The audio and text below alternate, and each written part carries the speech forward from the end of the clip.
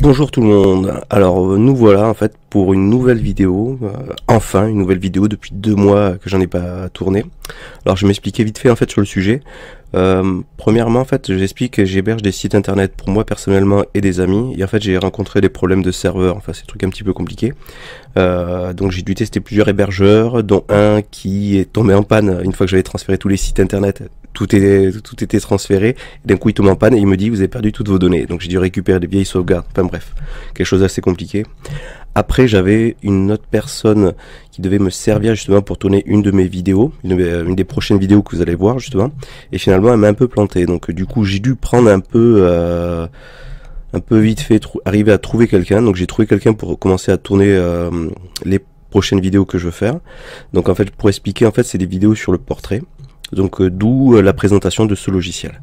Donc entre temps après j'ai eu mon micro qui m'a lâché justement, on avait commencé à tourner une partie des vidéos pour la photo de portrait.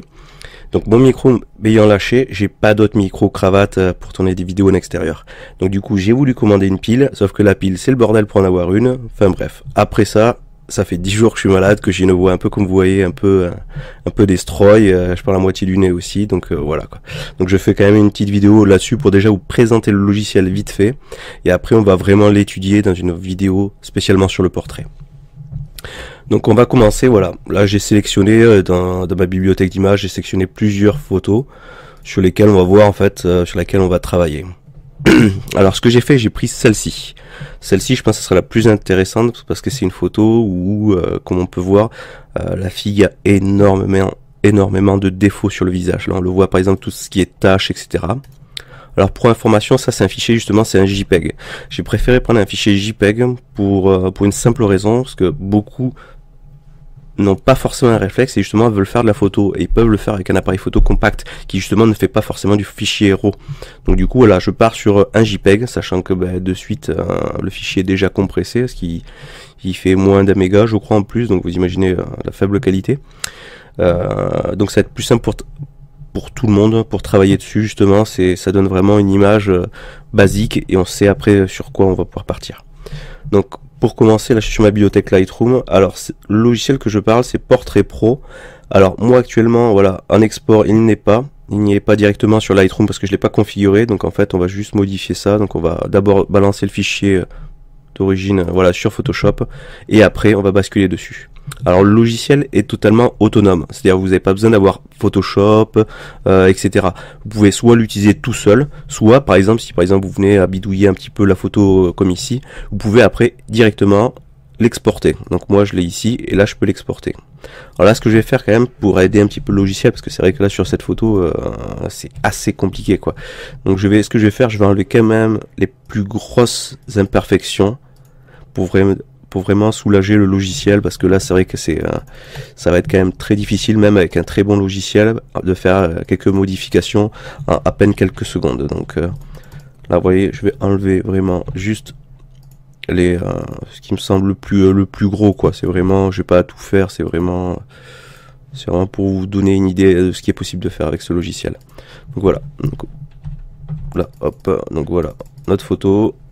Donc maintenant on va basculer directement sur le logiciel. Donc on lance Portrait Pro et vous allez voir qu'en fait là, la version que j'ai actuellement c'est la version 12. C'est la toute dernière version qui est sortie. Alors ce qui est intéressant justement avec ce logiciel, c'est que il est destiné vraiment que au portrait. Cherchez pas à faire autre chose avec, il sert qu'au portrait. Il a un système de reconnaissance des visages justement. Donc comme vous pouvez voir, on distingue bien les sourcils, le nez, la bouche, le contour du visage. Alors, quand vous lancez le logiciel avec une photo, il va vous demander de choisir si c'est un homme, une femme, si c'est un enfant. Là, vous avez le système d'âge. Voilà. Donc là, vous sélectionnez, pour là, c'est une femme. Là, lui, il va appliquer automatiquement, comme vous pouvez voir, un pré-réglage. Alors, il existe plusieurs possibilités. Vous pouvez soit utiliser les pré-réglages et les peaufiner après par la suite, soit vous pouvez créer vous-même vos réglages. Là par exemple on peut sélectionner femme sans sculpture, donc c'est-à-dire ça ne modifie pas la forme du visage. On peut faire avec plein éclairage, sans éclairage, etc. Il y a plein de possibilités là-dessus. Donc ce qu'on va commencer à faire déjà, c'est juste peaufiner, voilà, parce que le contour du visage est pas tout à fait exact, on va dire. On va zoomer un petit peu au niveau des yeux aussi pour s'assurer. Bon, là, comme vous voyez, la photo est pas vraiment super nette en plus, hein, c'est pas quand même un très très bon fichier. J'aurais pu prendre de bien meilleures photos, mais voilà, c'était pour vous montrer avec un fichier qui est déjà crado, quoi, ce qu'on arrive à en sortir. Parce que c'est vrai qu'on peut arriver quand même à récupérer pas mal de photos qui paraissent un peu moisies. On peut arriver à les embellir, on va dire, arriver à en sortir quelque chose d'assez intéressant. Donc, hop.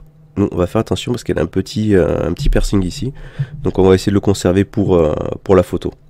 Donc là, j'ai corrigé voilà, les lèvres, la tête, le cadre, c'est bon. Alors maintenant, on va commencer à regarder le logiciel lui-même. Donc là, on va basculer uniquement le mode après. Donc on peut toujours visionner ce qu'on a fait avant en cliquant ici. Et là, on voit avant, après. Donc on voit que justement, il a fait pas mal de choses. Alors le problème, c'est que comme on voit sur la photo, voilà, avant, après, même sur le avant, on voit ici nettement que là, elle avait des traces rouges sur le visage et là, beaucoup plus clair. Là, il faudrait vraiment faire un traitement de fond pour pouvoir enlever ça. Alors on va commencer par la sculpture du visage. Alors en fait, avec le logiciel, comme vous pouvez le voir, je vais le désactiver, hop, on peut modifier vraiment tout sur le visage. Donc la forme du visage, on peut l'élargir ou au contraire l'affiner. Comme on peut le voir, vous voyez, c'est vraiment, ça reste propre, quoi. C'est pas, ça fait pas un truc trop dégueu. On peut arriver vraiment à affiner un visage. Pareil pour au niveau des yeux. Au niveau des yeux, on peut arriver à modifier la hauteur, par exemple. Après, on peut modifier vraiment. On peut modifier par exemple l'œil gauche, l'œil droit, etc. On a vraiment toute une série de réglages qui est possible. Après, par exemple, agrandir les yeux. Voilà, on peut soit faire les petits yeux chinois, soit au contraire faire les gros yeux Teletubbies. Donc c'est assez impressionnant justement les possibilités avec ce logiciel. Parce que comme vous voyez, ça se fait quasiment presque tout seul et après vous peaufinez comme vous avez envie. Soit sinon, moi j'ai déjà un système qui est personnalisé et je sais que je veux pas les yeux aussi brillants que ça. Parce que si vous regardez naturellement, ils sont comme ça, et là avec le logiciel ça donne ça. Donc ça après on peut le modifier, etc. Faire un genre de preset, un genre de script un peu comme pour Photoshop. Donc hop, donc sculpture du visage. Après oui, ce qui est assez rigolo, c'est toujours le nez, on peut vraiment l'allonger, etc. Alors pour les lèvres, voilà pareil, on peut vraiment faire les lèvres plus pulpeuses, au contraire les lèvres beaucoup plus fines. Et ça reste quand même très très propre, hein. Ça reste quand même très intéressant pour un fichier qui est quand même déjà pas mal modifié. Alors, au niveau de la forme de la bouche, voilà, on peut encore modifier. Alors, au niveau du cou, c'est ça qui est intéressant, c'est quand vous avez une photo où la personne a la tête un peu trop dans le cou, mais là vous pouvez hop, légèrement agrandir. Alors moi, c'est vrai que le problème, c'est qu'elle est au niveau de la position, elle est légèrement inclinée sur le côté. Donc en fait, elle a une épaule qui est plus haute que l'autre. Donc on n'arrive pas forcément à se représenter ce que ça donne réellement. Mais on a déjà un petit aperçu, voilà. Donc après la sculpture du visage, on a le lissage de la peau. Alors, au niveau de la peau, justement, quand on clique ici, là on a la possibilité de sélectionner les zones de la peau. Donc c'est vachement intéressant justement si on veut corriger un petit peu ici, si on sait qu'il y a des défauts, quelques petits boutons, etc. Donc là, par exemple, elle a un piercing. Si je veux vraiment pas y toucher, ce que je peux faire, hop, c'est ici, je fais réduire. Et hop, et j'enlève pour bien faire que de manière à ce qu'il lisse la peau, mais pas sur ces parties-là. D'ailleurs, il faut faire attention justement sur la forme du nez. Vous voyez ces petites, ces parties-là, s'il les floute, après ça va faire un petit peu bizarre sur l'image. Donc là, on va dire OK. Vous avez la possibilité de recalculer. Là, on va rebasculer en mode visage. Et là, on a plusieurs modifications possibles, par exemple pour le contour des yeux. Alors comme j'ai expliqué, je ne vais pas rentrer dans tous les détails, hein. J'en parlerai plus en détail dans une prochaine vidéo. Mais voilà, là c'est vraiment pour montrer vite fait. Donc je vous montre juste les différences qui se passent. Voilà, là au niveau, on voit bien les traits en dessous. De toute façon on le voit bien, même si je mets avant après, on voit bien ça. Donc là, hop, là on peut vraiment tout modifier, les rides, on peut à tout niveau. Là je vous laisse vraiment regarder à l'écran, plutôt que vraiment de trop commenter, voilà, pour donner un effet, voilà, au niveau des ombres, etc. Réduire les pores de la peau, par exemple, au contraire, voilà, vous avez vraiment pas mal de possibilités. On peut supprimer, voilà, alors la brillance, ça c'est intéressant dans certains cas, surtout l'été quand il y a un peu de transpiration justement, et ça crée du reflet si vous utilisez un flash ou autre. Vous avez la possibilité de régler les grains de peau, etc. Les cheveux fins, pareil, vous avez la possibilité de choisir le type, hein. Ça c'est des réglages que vous pouvez faire mais bien plus tard. Après l'éclairage de la peau, là il est désactivé. Alors vous pouvez l'activer, comme vous allez voir ça va donner un effet.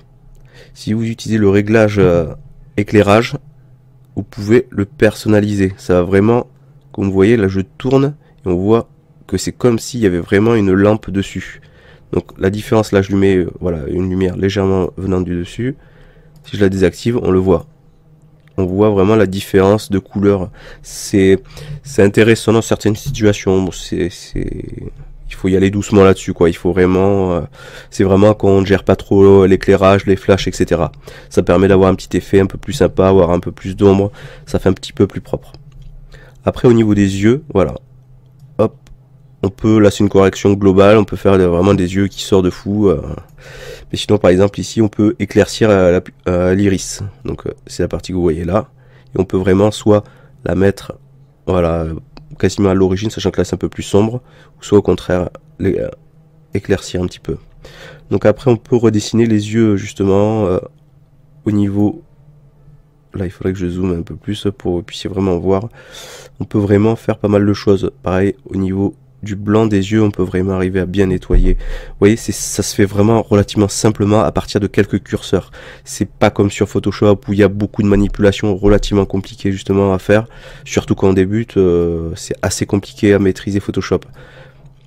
Là, on voit qu'on peut arriver à faire des trucs relativement sympas, vraiment quelques clics, etc., quoi. Donc on peut vraiment supprimer aussi les reflets. Vous pouvez voir, hop, on peut rajouter un genre d'iris justement. On peut faire une pupille un peu plus noire. Mais voilà, je vais remettre le système comme ça.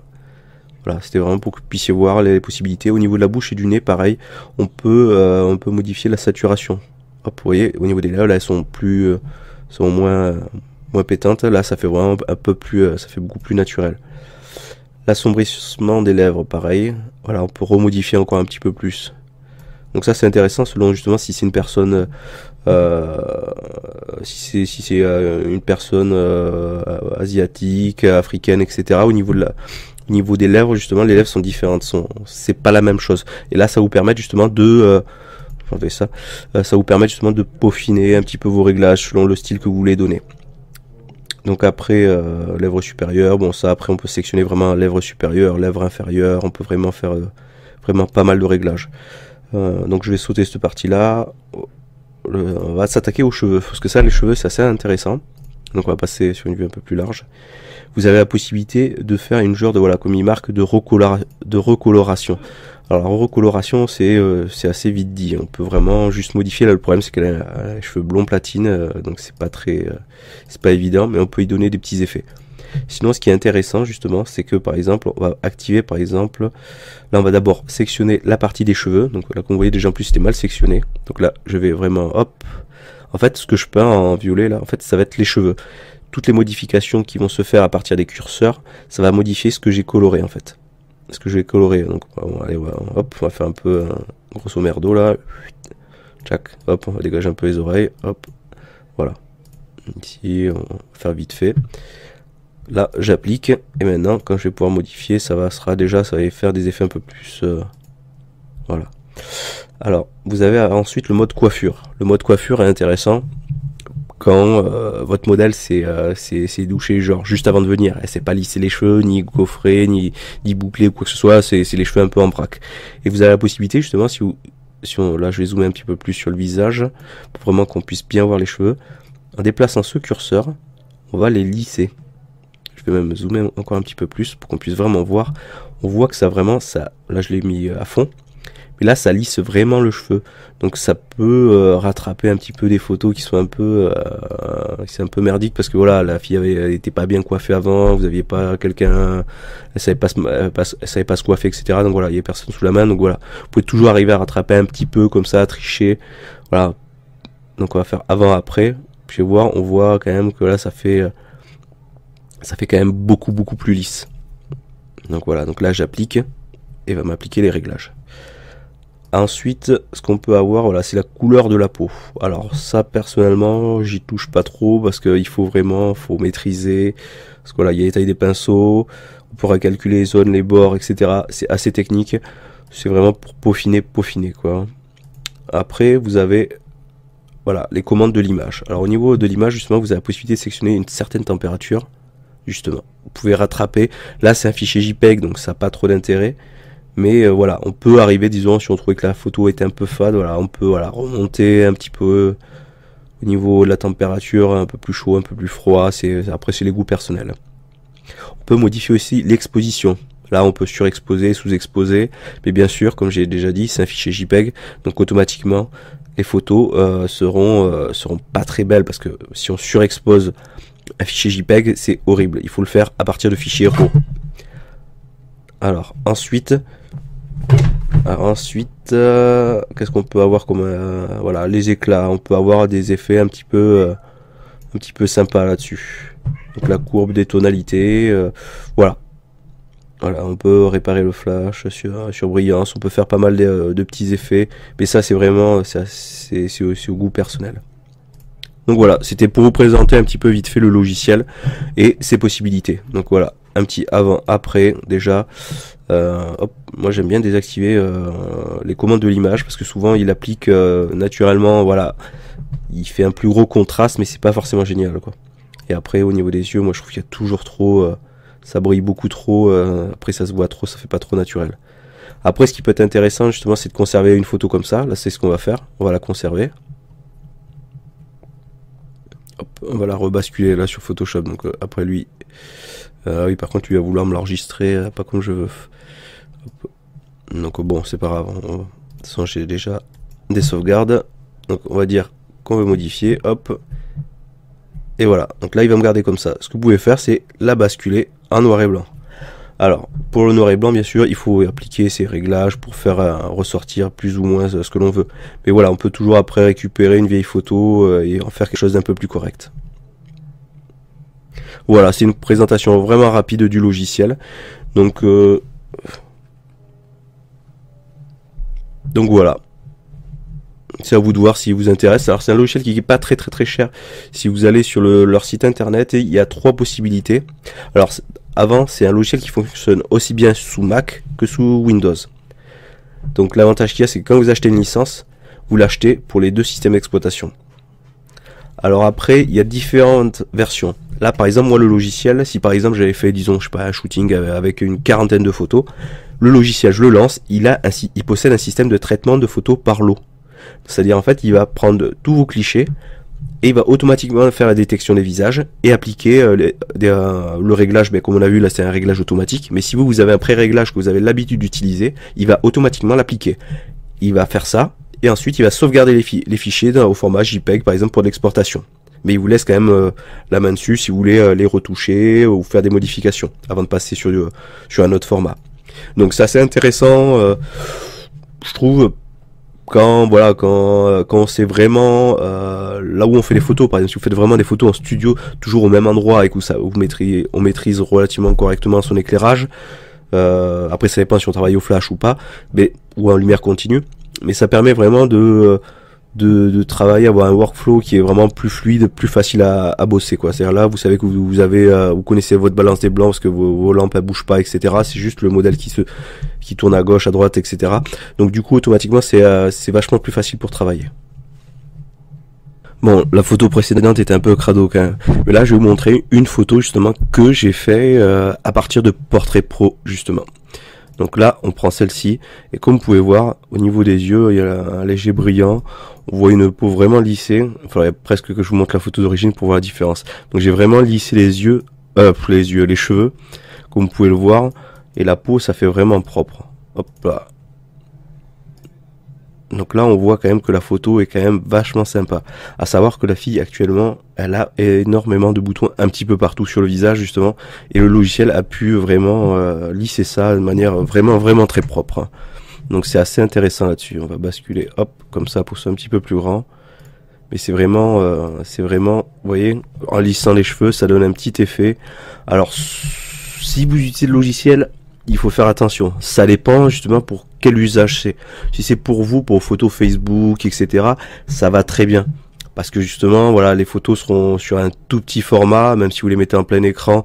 En général sous Facebook ça va vous faire des trucs pas très gros, donc du coup vous verrez pas forcément trop les détails. Par contre si c'est vraiment pour du tirage papier, là il faut faire vraiment les choses, faut prendre son temps sur la photo et vraiment peaufiner les détails. Il faut pas aller trop vite, mettre des pré-réglages et balancer ça.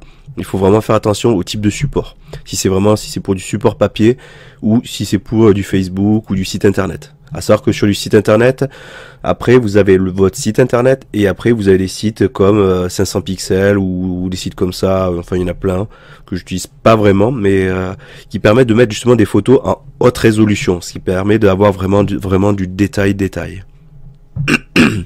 Désolé, encore malade. Donc voilà, donc ça c'est vraiment une photo qui est faite à partir du logiciel et on fait quelque chose d'assez sympa au niveau des lèvres. C'est une des photos d'ailleurs que vous pouvez voir sur mon site internet quand vous allez directement dessus, c'est la première.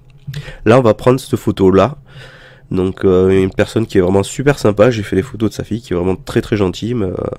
Donc je vais vous montrer justement ce qu'on peut faire à partir d'une photo d'une personne un peu plus âgée. Voilà, vous allez voir. Ah, j'ai pas dit qu'elle était vieille, attention. Hein. Quand vous regardez la vidéo, elle est pas vieille, elle est très gentille. Alors je vais vous montrer ce qu'on a la possibilité de faire justement à partir de cette photo. On peut vraiment arriver à faire quasiment, vous allez voir, perdre des années. Hop, on va basculer sur Portrait Pro.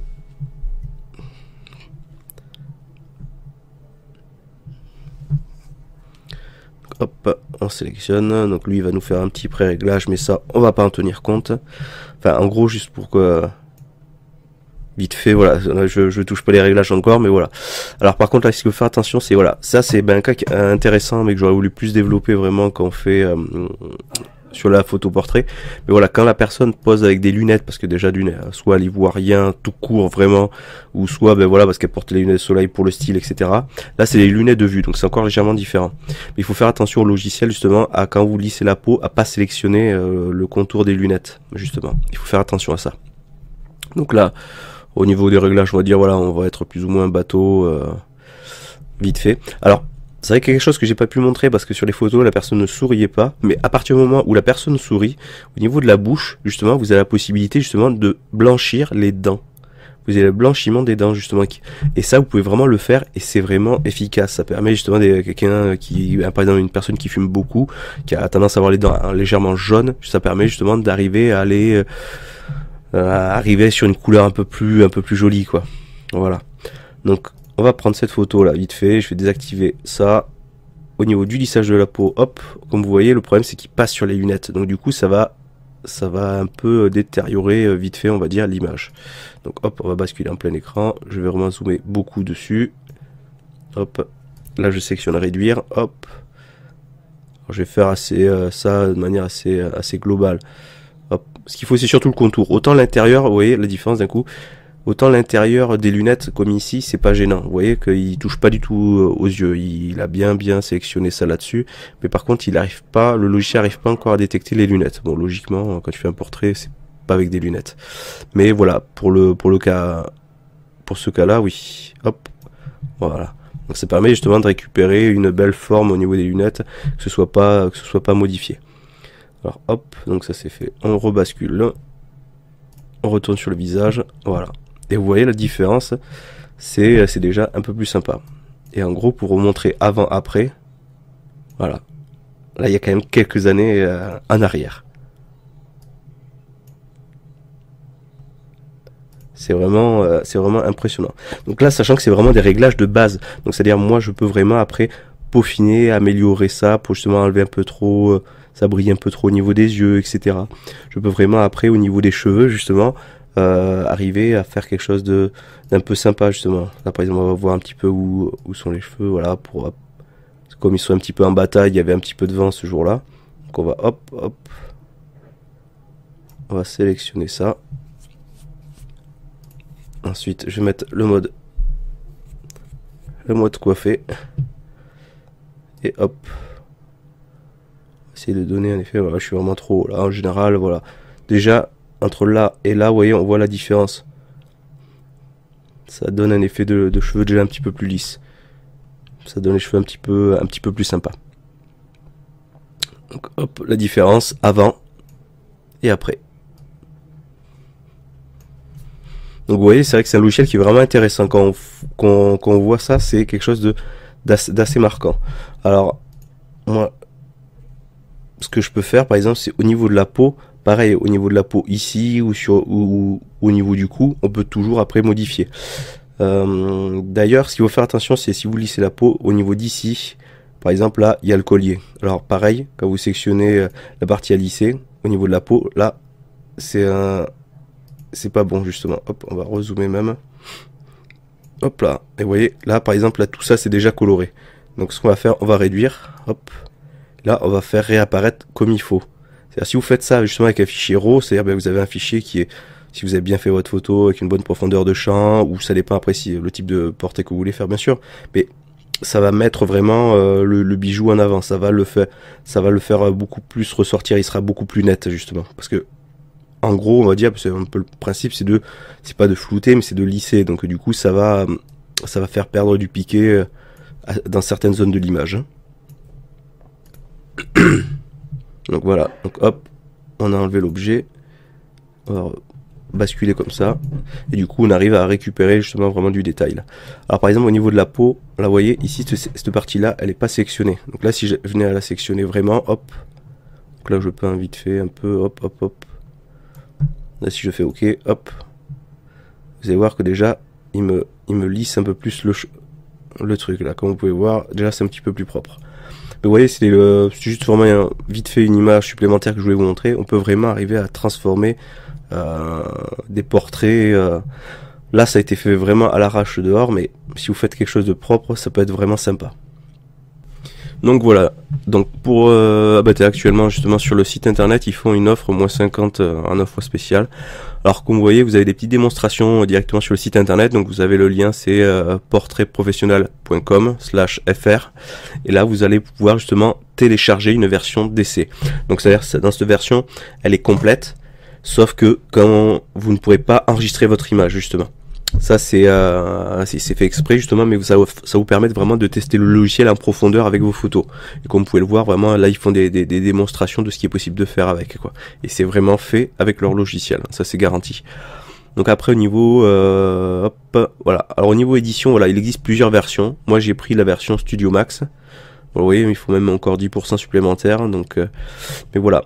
Sur la version Studio Max, l'avantage qu'il y a, voilà, la seule différence qu'il va y avoir, c'est qu'en fait, voilà, il y a les extensions pour Photoshop, extensions pour Aperture, ben vous voyez, après, même pour Lightroom. D'ailleurs, bon, faut que je la réinstalle. Et il fait la lecture de format RAW. Ce que l'autre, la version de base, celle qui est à 39,95, ne fait pas. Donc c'est ça la différence. Après, voilà, après au niveau de la lecture des TIFF, voilà, en 48 bits, après c'est, il faut vraiment choisir la version en fonction de ce qu'on fait. On va dire la version la plus intéressante, c'est la version Studio. Déjà la version Studio, elle est 2 fois moins chère. Et puis surtout en option, la seule différence c'est que vous n'avez pas le traitement de masse automatisé. Alors le traitement de masse en fait c'est le traitement en lot, c'est ce que je vous ai expliqué. Donc si vous faites pas 50 millions de photos à la fois, voilà, si vous en faites 3-4 d'affilée, pour moitié moins cher, c'est intéressant. Donc après la différence entre la version standard et la version Studio, c'est qu'il ne fait pas le RAW justement. Il n'y a pas la lecture du format RAW, vous pouvez travailler que des fichiers JPEG. Alors après, comme vous voyez, justement, ça prend en compte les systèmes d'exploitation en 32 et en 64 bits. Et ça fait la lecture des JPEG et des TIFF. Donc c'est un logiciel qui est vraiment pas cher, on va dire, contrairement à Photoshop.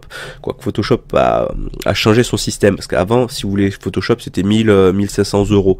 Maintenant, ils ont fait un système d'abonnement. C'est-à-dire, en fait, vous avez un abonnement mensuel qui vous permet d'avoir Photoshop de manière légale, et avec toutes les mises à jour. Moi par exemple là je possède la version CC de Lightroom et de Photoshop, parce que j'ai pris un pack justement qui me coûte 12 € à peu près par mois, et j'ai Photoshop CC et Photoshop justement Lightroom CC.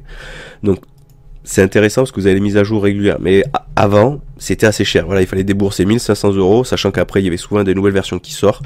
Donc avec la version abonnement justement, on peut bénéficier des avantages, des nouvelles options, etc. immédiatement et gratuitement. Donc après, sinon pour en revenir à ce logiciel, voilà, donc vous avez 3 versions, la version standard, la Studio et la Studio 64 et la Studio Max. Moi je vous recommande la Studio parce que le traitement en lot, même moi personnellement, j'utilise jamais. J'utilise jamais, parce que je sélectionne vraiment une ou deux photos, par exemple quand on fait un shooting, quand on fait des photos au cours d'un mariage, une soirée avec des amis ou quoi, et qu'on veut retoucher, voilà, on sélectionne que quelques photos, quoi. C'est jamais un traitement en lot complet. On sait jamais qu'elles sont jamais toutes bonnes, quoi. Et ça sert à rien de perdre du temps sur la modification de photos qui ne sont pas terribles déjà de base, quoi. Donc voilà, moi je vous recommande plus la version standard si vous faites, si vous n'avez pas de réflexe. Ou alors si vous n'avez pas de compact expert, parce que les compacts experts, aux alentours de 400-500 euros par exemple, vous avez des Canon justement qui font des fichiers en RAW. Donc là, il faudra partir plus sur le studio. On va savoir que le logiciel, une fois que vous l'avez quoi. Moi personnellement, j'ai investi un petit peu, c'est pas très cher, mais pas, enfin, c'est une certaine somme, mais on va dire depuis le temps que je possède le logiciel, je l'ai largement rentabilisé, quoi. Parce que j'ai pu faire des photos, même des fois d'amis, hein, sans forcément faire de vouloir faire un shooting réellement, des photos d'amis que j'ai pris, que j'ai retouché, que la personne a vu derrière, elle dit putain, ça fait des trucs énormes. C'est vrai que quand c'est bien pris, quand c'est bien retouché, qu'on prend le temps, on peut faire des trucs vraiment sympas, quoi. Et pour vraiment pas très cher, voilà, vous prenez une version studio, ça suffit largement pour 69 euros, et comme j'ai vu là il y avait un petit 10%, donc en gros ça va vous le faire peut-être à 65, enfin pas 65 mais 63 euros, un truc par là, quoi. Donc c'est intéressant comme logiciel, je vous laisse télécharger, voilà. Donc les nouveautés, c'est précisé, voilà, les nouveautés de la version 12, parce que le logiciel, moi je le connais depuis la version 9 en fait, qui était à l'époque. Et voilà, on voit vraiment les différences. Là c'est une photo originale, en version 11 ça donnait ça, et en version 12 ils ont rajouté le système d'éclairage. Donc c'est vrai qu'il y a plein de petits avantages. Donc je vous laisse vraiment visiter leur site internet pour vraiment vous faire une idée. Et moi je vous conseille vraiment de télécharger la version de démonstration. Donc vous pouvez soit acheter, après il y a la mise à jour si vous voulez, mais bon, pour ceux qui le possèdent déjà, mais sinon vous pouvez, voilà, télécharger une version gratuite en fait. Donc il faut rentrer son nom, son email, et vous faites télécharger, et ça vous donne justement la version complète, c'est-à-dire vous pouvez l'installer sur votre ordinateur et vous avez accès à la totalité des réglages, sauf que vous pouvez pas enregistrer votre photo, c'est le seul truc. Mais voilà, ça va vous permettre vraiment de vous faire la main sur le logiciel pour vous dire est-ce que c'est vraiment intéressant, est-ce que c'est vraiment utile à moi, est-ce que je fais vraiment suffisamment de portraits pour vraiment acheter un logiciel comme ça. Moi je pense que c'est l'investissement vaut le coup, c'est plutôt intéressant justement pour on peut faire vraiment beaucoup de choses avec ça. Voilà. Donc comme je vous ai dit, sur mon site internet, vous pouvez voir justement la photo, hop là, la photo justement que j'ai mis, celle-là justement c'est une qui a été retouchée avec Portrait Pro justement. Donc je vous invite à le visiter. D'ailleurs tant que j'y suis, on va le faire en direct. Donc voilà, donc j'ai fait un petit sondage pour YouTube justement, pour savoir un petit peu ce qui vous intéresse. Là moi je fais plusieurs vidéos en projet qui sont en cours, mais après si vous avez des choses qui vous intéressent, voilà, vous pouvez aller directement dans la rubrique sondage YouTube, et là vous avez justement la possibilité de répondre. Donc c'est vraiment très rapide, voilà, c'est quel style de photo vous intéresse le plus, pour savoir un petit peu ce qui vous branche, si c'est plus du portrait, de l'architecture, du paysage ou du light painting par exemple. Vous cochez ce qui vous intéresse, vous cliquez sur vote, question suivante, voilà, il y a 3 questions. Après vous pouvez, voilà, vous voulez un thème théorique ou plutôt pratique, et là vous choisissez, et là pareil, ce qui vous intéresse, si c'est plus la technique, si c'est vraiment de la critique photo, connaître vraiment les news au niveau matériel, les nouvelles fonctionnalités, etc. Ou les tests matériels qui sont plus, voilà, sur les objectifs, ce genre de choses. Voilà. Donc j'ai fait un petit sondage justement, ça paye pas de mine, ça prend 30 secondes, mais au moins ça me permet vraiment, pour les personnes qui regardent vraiment mes vidéos, de faire des vidéos vraiment sur les thèmes sur des thèmes vraiment intéressants, quoi. Je vais pas faire la photo d'architecture si ça intéresse personne, voilà, c'est plus l'intérêt, c'est de partir vraiment sur un sujet qui intéresse un peu tout le monde. Donc voilà. Donc vous pouvez toujours me suivre sur Facebook, sur Twitter, pour ceux qui le souhaitent. Et puis j'ai ouvert une partie Ask d'ailleurs, donc si ça intéresse quelques personnes, vous pouvez directement me poser des questions dessus. Donc soit après vous pouvez le faire directement à partir de YouTube, ou sinon directement vous avez mon site internet et vous avez le formulaire de contact pour prendre contact avec moi, si vous avez des questions, etc. quoi. Bon, moi je vous laisse, sur ce, portez-vous bien, sortez et faites des photos.